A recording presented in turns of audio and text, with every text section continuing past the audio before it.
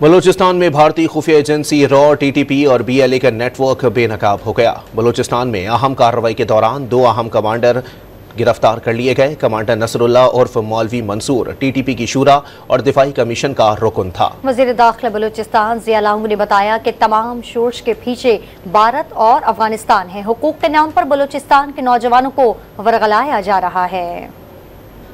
Commander نصر اللہ عرف مولوی منصور اور کمانڈر ادریس عرف ارشاد شامل ہیں۔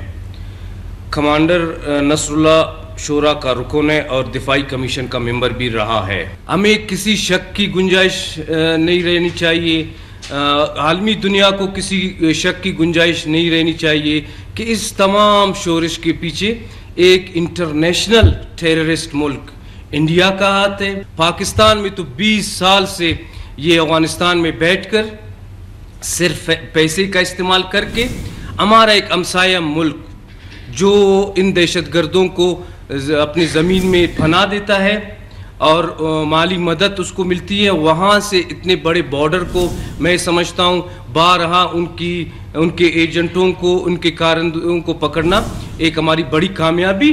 یہ ہندوستان یا یہ باہر کے بیٹھے لوگ جو ہمارے نوجوانوں کو ورغلا کر پہاڑوں میں لے جا رہے ہیں، ان کا ہمارے حقوق سے کوئی